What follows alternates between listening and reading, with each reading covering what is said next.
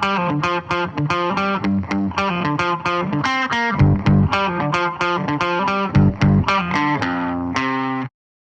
Jean-Marie, ça va? Salut GG, ça va bien et toi? Bah ouais, ça fait un bout de temps. Ça fait très longtemps, ouais, ça Ouais. fait très longtemps. C'est un plaisir de retrouver notre studio et de se retrouver Ouais, de vous dans ces retrouver conditions, vous, ouais, quoi. bien sûr. Ouais. Retrouver notre cher public. Ouais, adoré. Bonjour à toutes et tous. Bonjour. Donc de quoi on parle aujourd'hui? On parle rugby ou pas? Moi, je pense qu'on est là pour parler un petit peu de rugby quand même. Allez, on va parler rugby alors. Ouais. On commence par la Coupe d'Europe? Allez, Coupe d'Europe. Alors bon, les résultats du week-end, t'en as pensé quoi? Hop, ça dépend de quoi on parle. Ça dépend si on parle de la Champions Cup ou si on parle de la Challenge Cup. Bah, moi je te propose de parler d'abord de la Champions Cup, on verra après. Ok. La Champions Cup, plutôt pas mal quand même. On a Bah, encore, combien? On a 3 clubs? On a 3 clubs ouais. sur 5, on pouvait en qualifier 4, on en a 3 qui se qualifient quand même, c'est pas mal. Et bon, celui qui se fait éliminer, c'est Lyon, qui prend quand même une belle rouste. Ouais. Voilà, alors, je pense que c'est un cumul de facteurs. Si on commence par Lyon, quoi, c'est en ce moment ça va pas fort en championnat. Je pense que du coup la Coupe d'Europe, clairement, c'était juste un bonus et ils se concentraient essentiellement sur le championnat. Et du coup, bah, aller faire un déplacement en Afrique du Sud, c'est jamais simple. Et là, ils ont mangé cher. Quoi. Ils ont mangé cher. Ouais. Ça va pas fort Lyon en ce moment. Non, Lyon, ça va pas fort, c'est clair. C'est clair. Mais après, moi c'est pareil, hein, cette histoire de. Parce qu'on n'en a pas beaucoup parlé, mais cette histoire de faire du Coupe d'Europe avec l'Afrique du Sud. Ouais, c'est un scandale. C'est scandaleux. Tu prends La Rochelle. Ouais, les mecs sont allés au bout du monde. Ils sont allés au bout du monde, ils ont galéré. Derrière, tu vas avoir le championnat, tu vas avoir machin, la Coupe d'Europe. Enfin, tu vois, les mecs, ils vont être cramés, quoi. Enfin, c'est n'importe quoi l'histoire. Ouais. Tout ça pour du business, tout ça pour du fric. Moi, ça me. Franchement, je trouve ça vraiment. Enfin, j'espère qu'on ne verra jamais une équipe sud-africaine en finale et gagner une Coupe d'Europe. Ça serait vraiment. Ce serait scandaleux. Ouais, parce que c'est juste une histoire de gros sous. Parce que si tu regardes bien, en fait, ils sont sur le même fuseau horaire que nous, donc il n'y a pas de décalage pour la télé ou quoi que ce soit. Non, c'est juste de l'oseille. Bon, c'était une petite parenthèse. Mais après, par contre, justement, pour parler de La Rochelle, ils font un très gros match. Très gros match. Puis, cette année, ils galèrent, on peut dire quand même. Ouais, ils sont beaucoup moins bons que les années précédentes. Ils sont moins dedans, ils sont moins chirurgicaux que ce qu'ils ont pu être les 2 années précédentes. Mais ils sont là, ils lâchent pas, ils gagnent à la fin, là, puis ils ont gagné d'un point. Ils gagnent d'un point. C'est pas pour nous déplaire, gagner un point contre une équipe d'Afrique du Sud. C'est ça. C'est pas déplaisant. Quoi. Ça fait plaisir. Mais oui, bah après. La Rochelle, c'est comme ça, quoi. Souvent, ils gagnent d'un point, mais au final, ça gagne, quoi. Ça, c'est. Enfin, je suis très content qu'ils soient passés. Oui, pareil. Ouais. Là, ça va être une autre paire de manches. Le prochain tour, c'est une finale. Bah, ça va être une revanche des 2 dernières finales, d'ailleurs. En plus, là-bas? Ouais, là-bas, ouais. Alors, moi, je m'inquiète un petit peu pour La Rochelle, quand même, parce que je les vois pas au niveau par rapport au Leinster cette année, mais. Ouais, j'y crois pas. Jamais. Et en fait, ça serait entre guillemets un mal pour un bien. Parce que en fait, moi, pour moi, là, je vois Toulouse gagner la Coupe d'Europe. Je les sens en mode Coupe d'Europe. Ouais, on en parlera après, mais les Toulousains, je les sens en mode Coupe d'Europe. Je pense que La Rochelle, en fait, c'est un problème de moyens. Ils n'ont pas les moyens cette année de passer ce tour-là contre Leinster. Je pense que pour moi, c'est pas possible. J'espère me tromper. Hein. J'espère vraiment me tromper. Parce que vraiment, j'espère qu'ils je les vois pas passer. Et du coup, ça leur permettrait de se concentrer sur le championnat. Oui, bah ça, bien et sûr. De gagner leur premier bonus. Ils mériteraient de gagner un bonus, c'est sûr. Mais oui, moi, ça me paraît compliqué le prochain tour. Mais après, ils nous ont fait quand même rêver sur ce tour-là. Et voilà. Ouais, bien sûr. On prend les matchs les uns après les autres, comme on dit. mais celui-là, c'était pas mal, quoi. Voilà. Après, moi, j'étais vraiment impressionné par Bordeaux. Bordeaux, ils ont éclaté les Saracens. Depuis le début, on le dit. Depuis le début, on dit que leur ligne de 3 quarts, ils font mal, quoi. Ils font très mal. Et puis De Porter, là, depuis qu'il a joué avec l'équipe de France, je trouve qu'il a encore augmenté son niveau. Non, vraiment, c'est une belle équipe. En face, c'est les Saracens quand même qui sont des habitués de la Coupe d'Europe.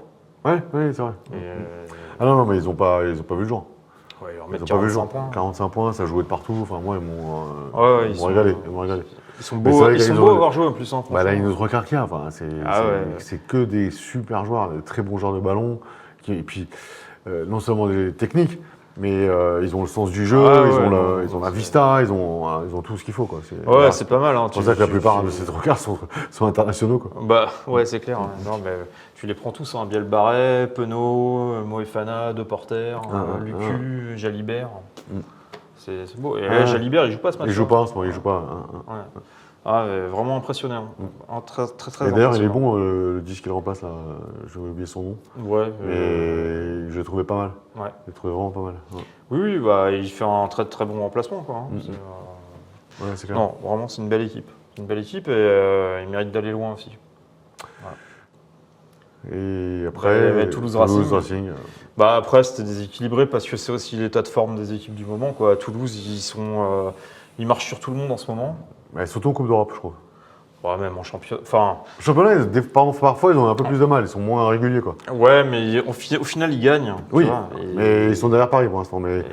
Et le Racing, en ce moment, bah, il réussit rien, quoi, tu vois. Le Racing, c'est un peu pour moi, je trouve qu'ils sont un peu en chute libre. Ça fait un petit moment quand même que ça ronronne. Ça ronronne. C'est pas un chute libre, mais ça ronronne. Bah, ils ont enchaîné quand même un nombre de défaites. Je crois qu'ils ont enchaîné 6 défaites en championnat. Contre Toulouse, tu vois l'impuissance. Bah, c'était impuissant. Après, ils jouaient avec le vent toute la première mi-temps. Après, il y a l'essai qui est refusé à juste titre. Oui. Mais parce qu'il a qu'à la donner. Hein. Il y a encore du monde à l'air. Ouais, bien sûr. Bah, ça, le mec, il croque. On est bien d'accord. Mais bon, je pense peut-être que cet essai-là leur a permis de tenir un peu. Mais je suis même pas convaincu. En fait. Ils jouent au premier mi-temps avec le vent. Ils mettent pas un point. Ils se prennent 2 essais. Le seul qui est sorti du lot sur ce match-là, c'est Ficou. Pour le coup. Ficou, il fait un très très bon match. Franchement, je le trouvais plutôt un peu pas sur le déclin parce que c'est un peu dur de dire ça. Mais je trouvais moins bon quand même pendant la Coupe du Monde, je te rappelle, on en a déjà discuté. Je l'avais pas trouvé. Mais là, je le trouvais vraiment performant. Bah, je trouve qu'il a retrouvé son niveau justement depuis les matchs avec l'équipe de France contre le Pays de Galles et l'Angleterre. On a retrouvé quand même le Ficou qu'on connaissait, qui est un gros défenseur, quoi. Bon, là, il a pas pu trop se mettre en valeur en attaque. Mais encore, en attaque, j'ai trouvé quand même, c'est le seul qui crée. Il va vers l'avant, quoi. Il fait avancer son équipe. Mais après, le Racing, c'est pauvre en ce moment, quoi. C'est pauvre. Et ça me fait mal de le dire. Ah non, c'est vrai que moi, je le trouvais, ça ronronne, quoi. Ça a du mal à décoller, quoi. C'est ça. Donc après, ça va donner quand même quelques belles affiches pour les quarts de finale. Hein, quand même. Bah oui, parce qu'on a Bordeaux contre. J'ai oublié. Attends, je me suis fait des petites notes cette fois-ci, tu vois. Ah, je sais que je crois que j'ai bien fait. On a Bordeaux contre les Harlequins, c'est ça que j'ai oublié. Ouais, c'est ça. C'est vrai que les Harlequins. Leinster, La Rochelle, on en a parlé un tout petit peu. Northampton Bulls, bon, je pense que c'est sans intérêt. Bah pour nous, oui, parce qu'il n'y a pas de Français, quoi. Et on a Toulouse. On s'y intéressera si je vois Français au prochain tour, quoi. Et Saint-Toulousain contre Exeter. Exeter, ouais. Ça risque d'être un très très beau match. Ils sont forts, les Anglais d'Exeter, ils sont forts. Et Bordeaux, Harlequins, moi je pense que Bordeaux ils vont les pulvériser. Bah ils jouent à domicile. Ils vont les pulvériser. Moi vraiment je les vois bien gagner. Après vraiment La Rochelle. Non, je pense que moi je les vois pas passer. Moi je les vois pas passer. En plus les autres là ils ont un peu les glandes quand même. Ça fait 2 saisons de suite. Après s'ils peuvent leur remettre la même, je signe. Très bien. On signe où Mais ouais là ça va être dur. Mais je pense pas. J'y crois pas. Et c'est pareil, la motivation est pas la même qu'une finale. Enfin, tu vois, je pense dans la tête. Oui. Et puis effectivement les mecs ils ont perdu le Brennus l'année dernière. Enfin voilà, peut-être que dans leur tête aussi, ils ont envie de gagner un autre trophée. Ouais. Peut-être, inconsciemment peut-être. Voilà, mais donc on verra. Enfin, potentiellement, on peut avoir 3 Français en demi-finale. Quoi. Ce serait quand même sympa parce qu'on serait sûr d'en voir une en finale. C'est ça. À Tottenham, 24 mai. 24 mai, ouais. Et ça peut être bon. Quoi. Ce serait bien.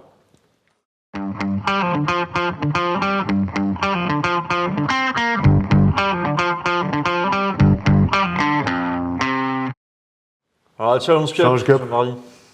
C'est la caca, c'est la cata, c'est la catastrophe. Comme en Champions Cup, on avait 5 clubs, mais alors là, ça s'est beaucoup moins bien passé, parce qu'on n'en a qu'un seul qui passe. Alors, je suis content pour Clermont, parce que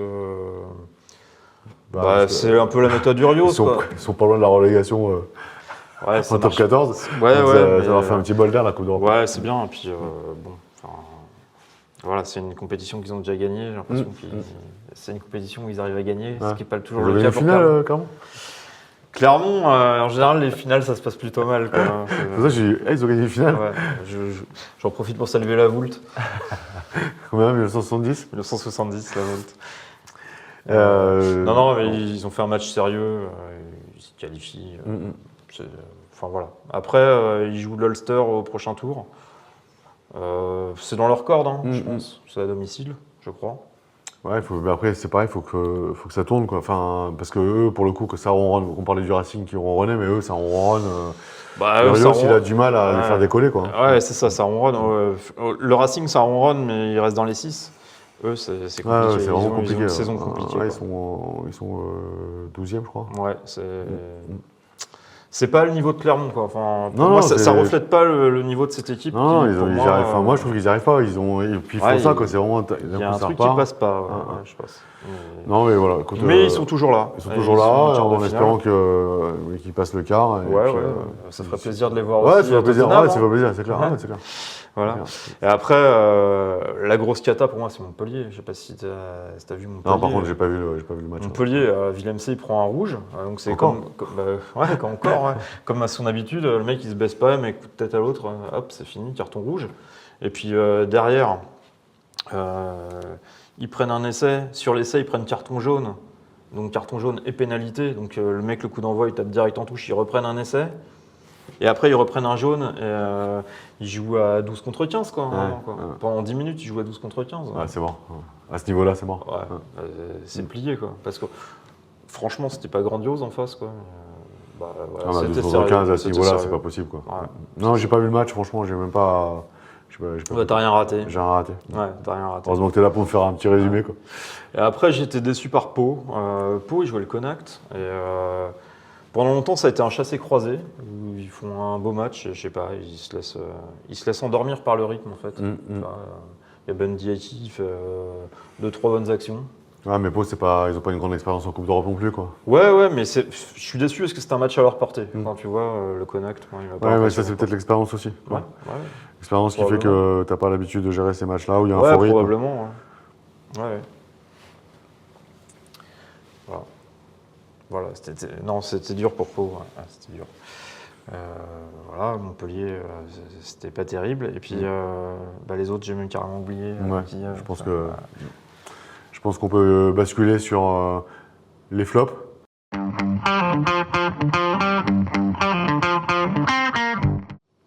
Alors tu mets qui dans les flops, Jean-Marie ? Moi dans les flops, j'ai envie de mettre Castres. Castres. Ils sont devenus catastrophiques, quoi. C'est inquiétant, quoi. Je comprends pas en fait. C'était une place forte du rugby qui perdait jamais à la maison, quoi, tu vois. Ouais, mais déjà ça, et puis même, mais après, même au début de saison, ils font quand même très bon début de saison. Ils partent bien. Mais c'est plus leur défaite contre Perpignan à domicile. Voilà, c'est ça. Le match aller contre Perpignan chez eux, où ils perdent là, et après c'est la cata, quoi. Pareil, ils ont perdu. Et là, ils ont pris une volée contre Perpignan, là, le match retour. Ouais. Ils ont pris 45 points. Ouais. 45 points. Ils n'existent pas. À Perpignan. Ouais, ils n'existent pas. Et pareil, en Coupe d'Europe, là, ils ont. Coupe d'Europe, ça joue pas. Enfin, mais il y a un truc qui va, il y a un truc qui dysfonctionne, quoi. Mais quoi ? Peut-être, tu vois, ils ont gardé la même ossature depuis peut-être trop d'années, là. Il n'y a pas assez de renouvellement de jeunes.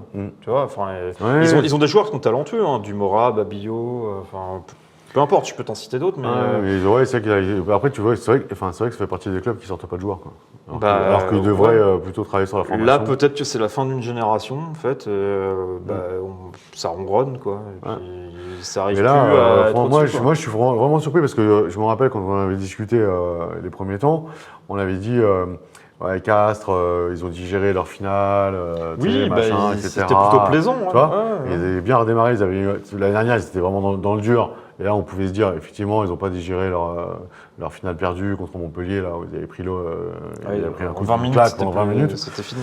Et bon, ils ont mis une année à digérer. Ils ont redémarré cette saison. Moi, je trouvais vraiment bien, solide. Comme tu dis, gagné à domicile. Toi, tu étais sûr sur tes bases. Et là. C'est un peu compliqué. C'est pour ça que je voulais mettre Castres dans les flops. Pourtant, j'aime beaucoup Castres, vraiment. Mais là, je peux pas. Quoi. Écoute. Au rang de ceux qu'on aime beaucoup, qui sont dans les flops, moi je peux te mettre le Racing. C'est vrai que le Racing. Ils ont enchaîné 6 défaites en championnat. 6 défaites, tu vois, j'avais pas la stat. Ils sont passés de premier, là ils sont. 4e, je crois. Alors c'est ça qui est fou quand même dans ce championnat, c'est que. Mais ils avaient beaucoup de points au départ. Parce que là, quand tu vois entre le 6e et le reste, t'as peut-être pas 10 points, mais t'as. C'est hyper serré, hyper serré. Mais là, je sais pas, le Racing. Il a connu un coup de mou. Ils sont dans le dur. Et puis, voilà, même la. Puis même, en fait, leur jeu, il est stérile. C'est ça, en fait. Je sais pas. Ça prend pas. Je sais. C'était super joli à regarder en début de saison. Ils enchaînaient les victoires. Et puis là, je sais pas, peut-être qu'eux aussi ronronnent, je sais pas. Ouais, et après ils ont des coups d'éclat, ils ont mis 2-3 essais magnifiques. Après c'est pareil, ils ont des joueurs talentueux. Par contre, parce que, comment il s'appelle le 9 là Le Garrick. Le Garrick, franchement, le mec, c'est fort. Hein. Oui, le Garrick c'est fort. Très très fort. Oui. Ouais, je pense qu'on va le revoir avec le maillot bleu. Ouais, je pense. Et il faudra le basculer dans une autre rubrique, mais... ouais, voilà. Et donc du coup, des fois, ils ont des coups d'éclat comme ça joue ou bas, ils mettent un essai fantastique. Et puis tu vois aussi pendant le match qu'à un moment, ils reprennent un peu le dessus et patatrac. Ouais. Et pour moi, vraiment, l'illustration du Racing en ce moment, c'est Colissi. Colissi, c'est le mec qu'on a été chercher en Afrique du Sud, qui est capitaine des champions du monde et tout ça. Et depuis qu'il est arrivé, moi franchement, Colissi, je le vois pas. Les capitaines d'Afrique du Sud, c'est politique, Gérald. C'est politique. Franchement, il amène rien, quoi. C'est politique, le mec. C'est pas un grand joueur, enfin, tu vois. En tout cas, sur tous les matchs, il est sorti. Sur tous les matchs de Coupe du Monde, il est sorti. Il a été remplacé. Il a rien prouvé depuis qu'il est arrivé, quoi. C'est pas un grand joueur, quoi. Moi, je pense que, c'est peut-être dur ce que je veux dire, mais je pense qu'il est capitaine de l'Afrique du Sud. Non, il est capitaine de l'Afrique du Sud politiquement, en fait, c'est tout. Voilà. Non, mais après, tu sais de quoi je veux parler. Ça, après, tu sais pas. Peut-être que dans le vestiaire. Moi, je sais. Mais... Arrête-toi. Non, mais sérieux. Non, mais tu sais pas. Non, mais c'est une blague. Moi, je peux te citer des joueurs qui ont été capitaines parce qu'ils avaient une influence sur leur groupe, mais pas forcément parce que c'était plus talentueux sur le terrain. Oui, je suis d'accord, mais moi je vois pas un mec plus combattant que les autres, je vois pas un mec, tu vois. Mais après, je parle pas de talent forcément, je parle de leader dans le jeu. Pour moi, c'est pas un leader dans le jeu. Peut-être que c'est un leader de vestiaire, ça tu sais pas. Ouais. Mais en tout cas, dans le jeu, un leader de vestiaire, il faut quand même, tu vois, faut être sur le terrain, il faut quand même. Enfin moi, je trouve pas que quand j'ai vu ces matchs même en Afrique avec l'Afrique du Sud, pour moi c'est pas un combattant, c'est pas, tu vois, c'est pas un mec, un mec qui met sa tête où tu mets pas tes pieds, enfin tu vois. Ouais, non mais je pense qu'effectivement. Moi il me manque quelque chose chez ce mec-là. C'est pour ça que je dis que c'est politique. C'est pas un Aldrit, si tu prends. Et j'ai vraiment cette vérité-là en moi. J'ai vraiment cette vérité-là en moi où je me dis voilà c'est politique, c'est tout, il n'y a pas de discussion. Mais parce que je vois pas le mec qui va t'emmener et je pense que quand tu es leader de vestiaire, c'est que sur le terrain, même si t'es pas bon, enfin quand t'es pas bon, regarde Aldrit par exemple, il y a des matchs où il était pas bon parce que fatigué, parce que X raison. Oui. Mais le mec, tu sais que il va y aller. Ouais, tu peux lui faire confiance. Il va quand même y aller. Tu vois. Non mais moi je suis d'accord avec toi. De toute façon là, lui, est-ce qu'il fait avancer? Si je sors de l'Afrique du Sud au Racing, est-ce qu'il t'a fait avancer? Ah non, mais moi c'est ce que je suis en train de te dire, c'est que depuis qu'il est arrivé, moi je comprends pas, c'est un flop. Je l'ai pas vu faire un bon match au Racing. Et moi je te dis qu'il fait pas avancer en Afrique du Sud. Ouais. Et c'est un hold-up ce mec. Voilà. C'est quand même un bon joueur. Il faut quand même les en garder. Non mais après, il joue pas à ce niveau-là. C'est un joueur pro. Mais je veux dire, c'est un joueur international. Donc fatalement, t'es pas international et pro. C'était un peintre. Et 2 fois champion du monde en plus. Donc, voilà, je trouve qu'il est, comme tu l'as dit tout à l'heure, il est surcoté. Et moi, il n'y a pas le rendu qu'il devrait avoir en fait. C'est ça que je veux arriver à faire comprendre. Ouais, non, mais je suis d'accord avec toi. Voilà, moi ça me chagrine de voir le Racing. Ils sont durs. Et même l'anglais là, qui était très bon. Rondel, il est retombé dans le. Je trouve qu'il est un peu il s'est rangé quoi. Ok, je comprends dessus. Ouais, je sais pas. Il y a peut-être un discours qui passe plus, je sais pas. Là, pour le coup, c'est un nouvel entraîneur, quoi. Oui, mais peut-être, tu vois, ce qu'on a souligné en début d'année, où t'as pas de titulaire et que tout le monde peut jouer, peut-être qu'au bout d'un moment, ça c'est... ça saoule, quoi. C'est quelque chose qui marchait bien en début d'année, et ça use peut-être un peu les joueurs aujourd'hui, tu vois, parce que c'est pareil, tu te prépares pas pareil mentalement aussi, si tu sais jamais si tu vas jouer ou pas, quoi. Donc, bon, je sais pas. Il y a quelque chose qui passe. Il y a quelque chose qui va pas, en tout cas. Voilà. T'avais un autre flop? J'avais un autre flop. Moi, je voulais parler de Colissi. On l'a fait, quoi. On l'a fait, mais après, non, il y a peut-être quelque chose. Lyon. Lyon. Je crois qu'il n'y a rien à dire, quoi. On a juste dit Lyon. Quoi, en fait. Lyon. Dans les flops? Lyon. C'est catastrophique. C'est catastrophique. Et puis, ils ont un bel effectif, quand même. C'est ça, ils ont des joueurs quand même comme Couillou du Mortier, Taufi Fenua. C'est pas rien, quoi. Je sais pas ce qui se passe. Et en plus, ils prennent des branlées, quoi. Les mecs, ils y sont pas, quoi. En plus, tu vois, contre Toulouse, ils ont pris Fanny. Ils lâchent, quoi. Ils lâchent, c'est ça. Il n'y a pas d'envie, rien. Ouais, il lâche. Il faut lâcher. Bah ouais, heureusement que Montpellier n'est pas terrible parce que je pense qu'il serait 13e à la place de Montpellier, Lyon. Voilà. Je pense qu'on ne peut pas dire beaucoup plus sur Lyon, malheureusement. C'est tellement catastrophique. Que... C'est clair. Voilà. On passe au top ?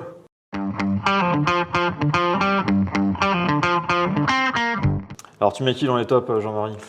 Eh ben moi, alors, je vais te surprendre, je pense. Je mettrais bien Baptiste Serin. Parce que son retour... Ah non, tu me surprends pas. Oh, son retour fait, je pense, fait beaucoup de bien à Toulon. Mais il amène un dynamisme à cette équipe. Et je trouve qu'il fait des belles parties là, il fait des beaux matchs. Ouais. Et je suis content pour lui aussi parce que c'est pareil, c'est un mec. Moi, c'est un joueur que j'aime beaucoup. Le mec, il n'est pas prêt à la Coupe du Monde, il se blesse, machin, il revient. Mais de toute façon, oui, tu sais, ça fait partie de ces joueurs qui peuvent te faire basculer un match sur leur talent. Quoi. Exactement. Je sais pas si tu te souviens de la finale du Challenge européen de Toulon l'année dernière, là, à Dublin. Ouais. Sur la première mi-temps. Ouais, il fait un match phénoménal. Il fait une mi-temps parce qu'il se blesse aussi. Ouais. Mais le match, il est déjà gagné à la mi-temps en fait. Parce qu'il a été hyper talentueux.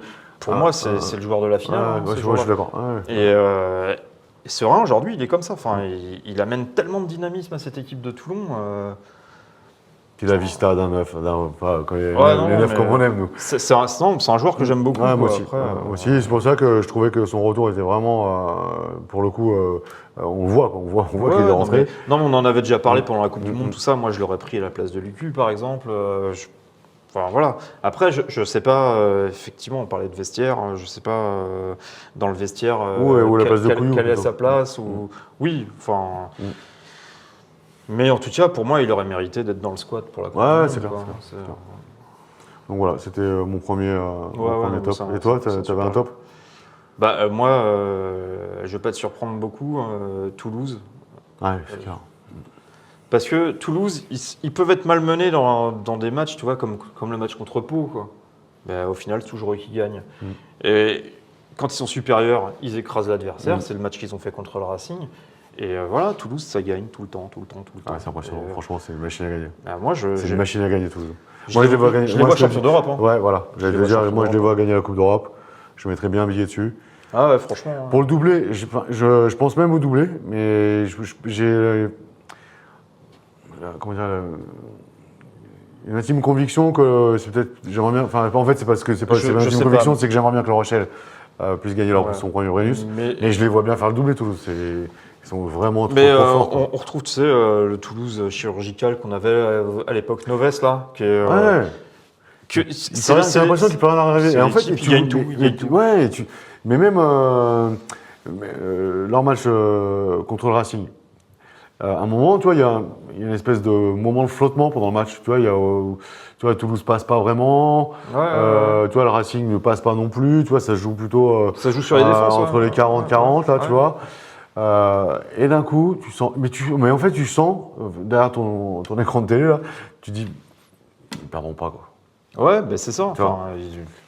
Et là, tu les vois, tu et joues, après, ça joue, quand tu fais rentrer Coste, là, c'est pareil, ce jeune aussi, il est magnifique. Mais en plus, c'est ça, c'est que Toulouse, ils te sortent toujours des mecs, tu vois, ils ont un banc de ouf. Tu es champion du monde de moins de 20 ans, là, il rentre, comme s'il était titulaire depuis 20 ans. Non, mais tu vois, t'as des mecs comme Capozzo, ils sont même pas sur la feuille de match. C'est ça. Donc ouais, t'as raison, Toulouse. Ntama qui revient en petite forme parce que là, il sort de sa blessure, il fait que 2 matchs. Ramos, il est sur le banc parce qu'il s'est un peu blessé. Ntama qui te fait un match de fou en Coupe d'Europe. C'est clair. Il n'y a rien à dire. Même Dupont, moi, je trouve qu'il s'est bonifié avec le 7, quoi. Ouais, alors on l'a retrouvé. Oui, je suis d'accord. Et on l'a retrouvé. Alors moi, j'ai mon explication, c'est que physiquement, en fait, tu vois, il a dégonflé par rapport à la Coupe du Monde. Il a perdu l'équilibre. Ils ont poussé comme des bœufs là, tous là. Je pense que là, en fait, tu vois, ça aussi, c'est peut-être un jour qu'il faudrait peut-être regarder ça d'un peu plus près et de regarder aussi la morphologie du mec et quel est son niveau de performance avec sa morphologie à lui, en fait. Tu vois, que tu sois musclé, évidemment. Quand tu prends un mec qui fait 110 kilos et qui court le 100 mètres à 11 secondes 5, tu prends l'autobus. Donc, tu as intérêt d'être physiquement prêt.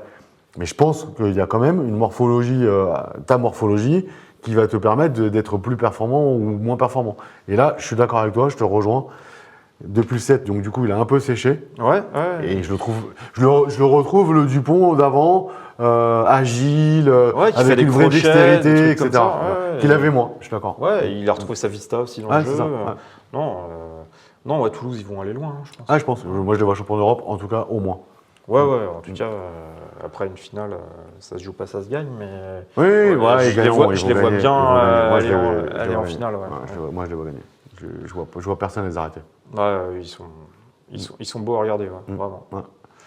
Et après, tu parlais de Pau.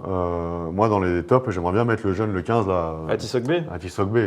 Très très fort ce joueur, il m'a plu.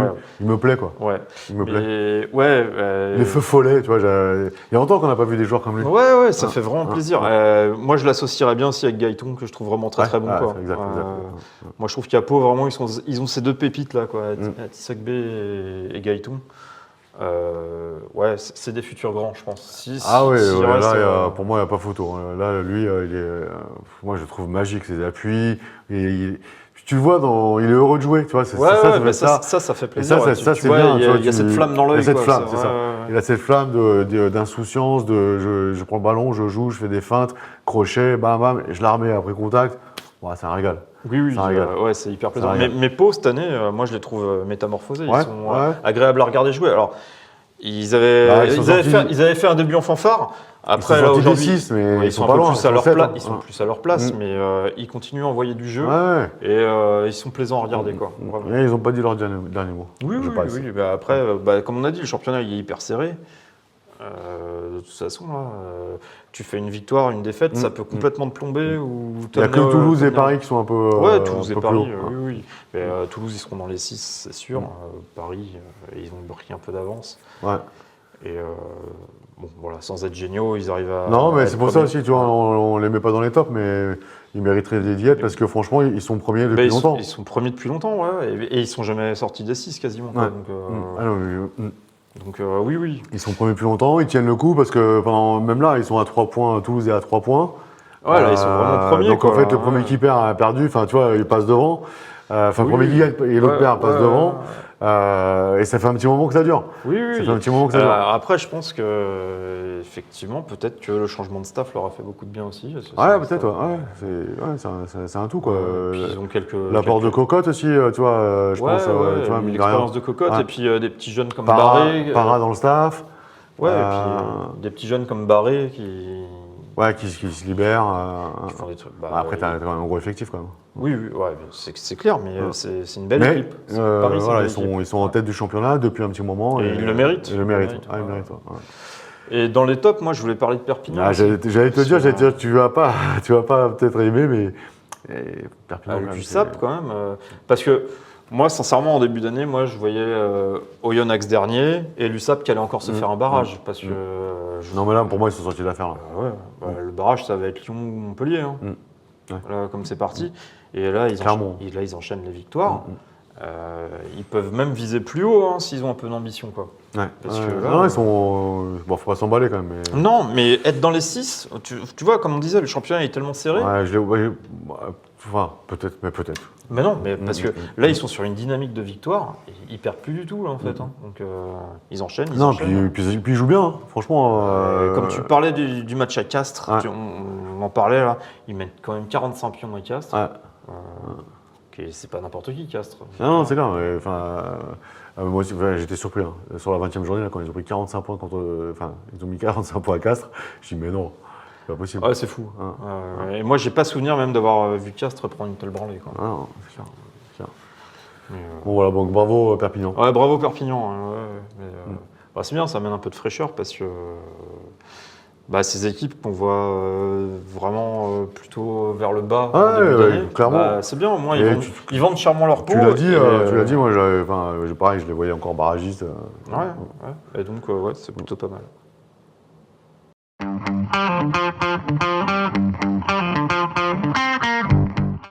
Bon, Gérald, comme veut la tradition, on va passer à une petite rubrique par derrière. Alors la rubrique par derrière, c'est un peu un carnet noir. Là. Moi, je voulais parler d'André Boniface parce que on vient de perdre quand même un grand monsieur du rugby. Là, quand même. L'inventeur de la croisée, quoi.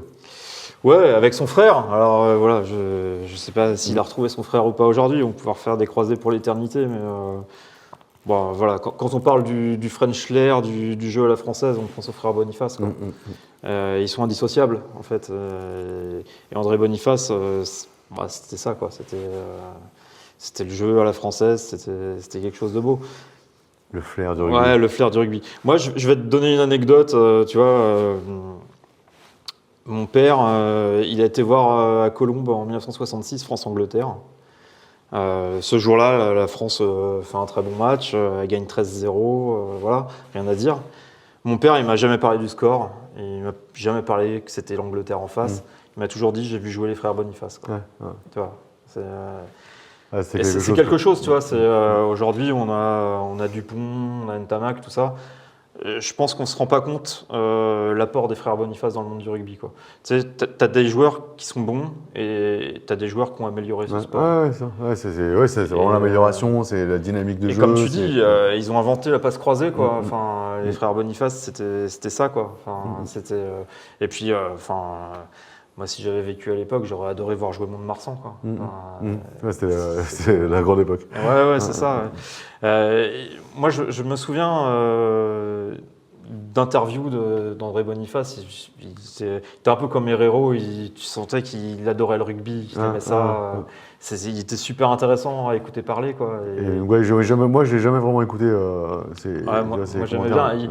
Il avait un regard un peu critique sur le rugby moderne, mais voilà, moi je trouve c'était quelqu'un de bien. Et il avait ce truc, il avait joué une tournée en Nouvelle-Zélande, je crois en 61, si mon souvenir est exact, où la France fait notamment un match où elle prend l'eau totalement, quoi. Et il avait cette anecdote où il te racontait que à la fin du match, et d'ailleurs c'est après ce match-là qu'on a dit que le French Flair est né, bon, voilà, c'est que les All Blacks ont dit on était supérieurs à vous, mais on sentait que sur chaque ballon vous pouviez être dangereux. Et en fait c'est ça, Boniface pour moi c'est ça, c'est le rugby à la française où chaque ballon, même si tu es dans ton embut, il y a danger. Tu peux mettre en danger à l'adversaire. Et voilà. Et pour moi, c'est ça. Voilà. Et en plus, il était à un poste, il était premier centre. Où, voilà, pour libérer du jeu, pour accélérer le jeu. Voilà. Et il avait tout compris au rugby moderne. Et voilà. Moi, ça m'a touché beaucoup, en fait. Mais moi aussi, alors, j'ai pas le même rapport historique que tu peux avoir, mais moi aussi, parce que j'ai toujours entendu parler dans le monde du rugby de Boniface, de sa croisée, de leur croisée. Ouais, c'est ça. Et du coup associé au French Flair. Et c'est vrai que moi aussi, cette semaine, là, quand j'ai vu qu'il était décédé, ça m'a touché. C'est ça. Tu vois, t'as des noms dans le monde du rugby, tu vois, si on te parle de Rive, de Blanco, de Roger Coudert. Estève, qui est parti il n'y a pas très longtemps, c'est pareil, aussi, ça m'a touché. Alors, c'est pas du tout le même style de joueur, mais pour moi, c'est une légende, quoi. Oui, voilà, c'est ça. Comme quand on a perdu Dominici, moi je me souviens. Exactement. D'autant plus qu'on l'a vu jouer. Mais voilà, moi je me dis en plus, quand tu as un gars comme ça qui a joué dans les années 50-60, quoi. 48 sélections en équipe de France, à une époque où la France jouait beaucoup moins qu'aujourd'hui aussi. C'est clair. C'est pas rien. Et puis de te dire que 50 ans, 60 ans après, son nom, il résonne encore dans le monde du rugby, quoi. Donc, tu vois, c'est énorme. Donc voilà. Moi, j'ai une grosse pensée pour André Boniface, et du coup pour sa famille. Et on a perdu un grand monsieur du rugby, vraiment. Ouais, là, pour le coup, c'est vraiment tout le rugby qui est en deuil, quoi. Ouais, c'est ça. Tout le rugby français. Qui est touché, quoi. C'est ça.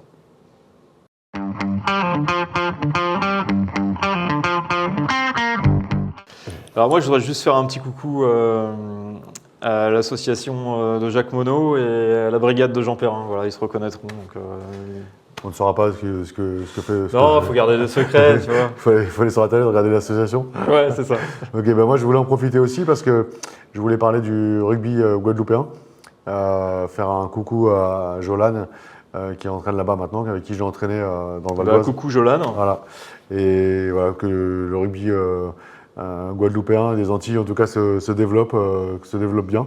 Ouais, c'est et bien. En plus là ils sont pour le coup, comme je sais qu'il entraîne toujours, les jeunes sont entraînés par un super mec, un grand pédagogue qui est plus jeune que moi, mais avec qui j'ai beaucoup appris sur les bords de touche avec les jeunes. Donc je voulais faire un petit coucou.